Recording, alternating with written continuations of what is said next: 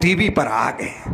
और जब रात को 8 बजे टीवी पर आ गए, कहा भाइयों बहनों, तो हमारे लोगों ने सोचा लग रहा 15-15 लाख मिलने वाला है। हमारे लोग टीवी से और सट करके नजदीक आकर के बैठ गए कि लग रहा है मोदी जी 15-15 लाख देने की घोषणा करने वाले।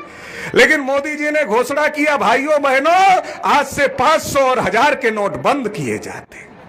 हमारे लोगों को भाजपा के लोगों ने समझाया कि अरे ये 500-1000 के नोट क्यों बंद किए जा रहे हैं, क्योंकि ये जितना काला धन है ये सब निकालना है। अब तो जितने पूंजीपति हैं, जितने उद्योगपति हैं, जितने भ्रष्ट नेता हैं, जितने भ्रष्ट अधिकारी हैं, अब तो सड़कों पर आ जाएंगे। जैसे तुम ठेला रिक्शा चलाते हो, जैसे तुम सब्जी की दुकान चलाते हो, वैसे वो भ्रष्ट नेता, भ्रष्ट अधिकारी, उद्योगपति और पूंजीपति अब ठेला और रिक्शा चलाने का काम तुम्हारे साथ करेंगे। ये 500-1000 की नोट बंद के मोदी जी ऐसा करना चाहते। हमारे लोग बहुत खुश हो गए, लंबी लंबी लाइनें लगी, हमारे लोग लंबी लंबी लाइनों में लग गए, हमारी माताएं बहनें भी लंबी लंबी लाइनों में लग गई, बहुत सारे लोग उन लाइनों में मर गए। एक भी पूंजीपति, एक भी उद्योगपति, एक भी भ्रष्ट अधिकारी, एक भी भ्रष्ट नेता उन लाइनों में लगने का काम नहीं किया। हमारे लोग लाइनों में लगे और हमारे लोग ही लाइनों में लग करके मर भी गए। और जिनको आप उम्मीद लगाकर रखे थे को लाइनों में लगे थे, वो लाइनों में नहीं आए। और इतना ही नहीं हुआ, हमारे घर में एक सेपरेट बैंक होता है जो हमारे घर की महिलाएं अपना बैंक बनाती हैं। वो सेपरेट बैंक क्या होता है, वो डेली के खर्चे से थोड़ा थोड़ा पैसा निकालती है और थोड़ा थोड़ा पैसा निकालकर अपने पास सुरक्षित रखती है। जब कभी संकट आता है परिवार के ऊपर, बच्चा बीमार हो जाता है, दवा के लिए पैसे नहीं होते हैं, बच्चे की फीस के लिए पैसे नहीं होते हैं, पति की तबीयत खराब हो जाती, पैसे नहीं होते हैं, तो ऐसे समय में महिलाएं वो पैसा निकालती हैं और वो पैसा परिवार के फायदे के लिए खर्च करती है, परिवार के हित के लिए खर्च करती है। तो बहुत दिन से जो हमारी महिलाओं ने आटे के कनस्टर में, चावल के कनस्टर में, पुराने बक्से में जो पैसा बचा बचा करके इकट्ठा करके रखा हुआ था, वो 500-1000 के जब नोट बंद हुए तो सारा का सारा पैसा मोदी उठा ले गया। वो सारा का सारा पैसा चला गया, वापस इनके पास नहीं आया। जनधन का खाता जरूर खुल गया मगर खाते में कुछ भी नहीं आया। तो हमारे लोगों के साथ में बहुत बड़े पैमाने पर धोखाधड़ी करने का काम नरेंद्र मोदी ने किया।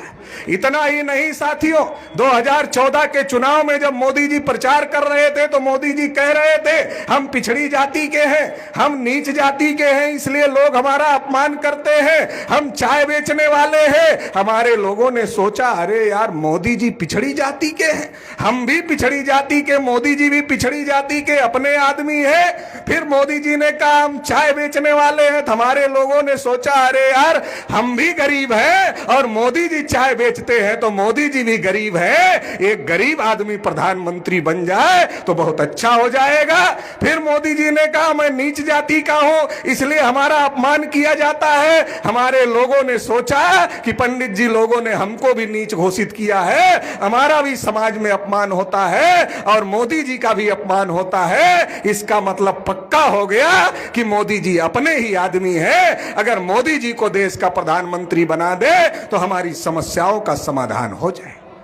मोदी जी हमारे समर्थन से देश के प्रधानमंत्री बन गए।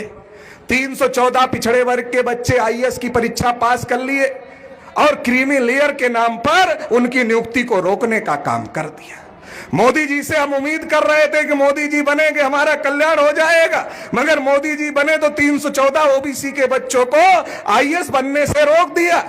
पिछड़े वर्ग के बच्चों को जो वजीफा मिलता था, जो स्कॉलरशिप मिलती थी, उसको बंद कर दिया। पिछड़े वर्ग के विकास के लिए बजट में कोई प्राविधान नहीं किया।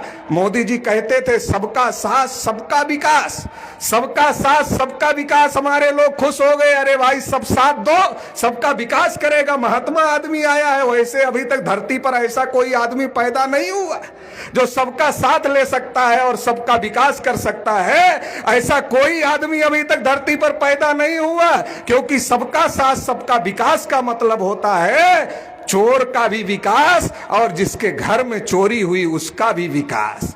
चोर का भी साथ और जिसके घर चोरी हुई उसका भी साथ, डकैत का भी साथ और जिसके घर डकैती पड़ी उसका भी साथ, और फिर डकैत का भी विकास और जिसके घर डकैती पड़ी उसका भी विकास, बलात्कारी का भी विकास और जिसके घर विकास बलात्कार हुआ जिसके साथ उसका भी विकास। ऐसा संभव नहीं है। इसलिए तथागत बुद्ध ने कहा था बहुजन हिताय बहुजन सुखाय, नहीं तो वो भी कह सकते थे सर्वजन हिताय सर्वजन सुखाय, लेकिन उन्होंने कहा सबका नहीं हो सकता, बहुसंख्यक लोगों का हित होगा, बहुजन हिताय बहुजन सुखाय तथागत बुद्ध ने कहा था। तो हमारे लोग मोदी जी के नारे में फंस गए, सबका साथ सबका विकास नहीं किया, सरकार बनाने के बाद में सबका साथ और अडानी अंबानी का विकास और बाकी सबका सत्यानाश।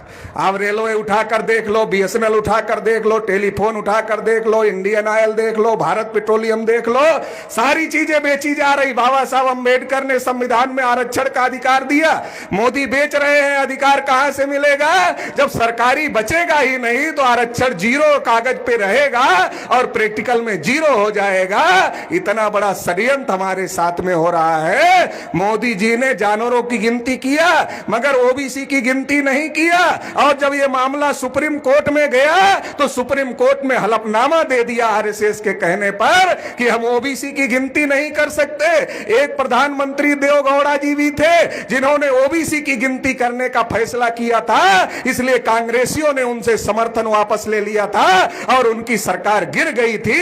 एक देवगौड़ा जी प्रधानमंत्री थे जो पिछड़े वर्ग के थे और उन्होंने अपनी सरकार गंवाने का काम किया था जाति आधारित गिनती के मुद्दे पर, लेकिन एक मोदी जी है जो आरएसएस की गुलामी कर रहे हैं और खुद को पिछड़े वर्ग का कहते हैं। अरे मोदी जी, आप पिछड़े वर्ग को कहते हो अपने को, आपको शर्म आनी चाहिए कि देश में जानवरों की गिनती होती है, कुत्तों की गिनती होती है, आप पिछड़े वर्ग से प्रधानमंत्री हो, आप पिछड़ों की गिनती नहीं कर सकते, तो आपको शर्म आनी चाहिए। साथियों, बहुत बड़ी धोखेबाजी चल रही है, हमें समझने की जरूरत है। 2017 का चुनाव आया, केशव प्रसाद मौर्य को बीजेपी के लोगों ने आगे किया, कहा केशव प्रसाद मौर्य को उत्तर प्रदेश का मुख्यमंत्री बनाएंगे, और केशव प्रसाद मौर्य का प्रचार किया।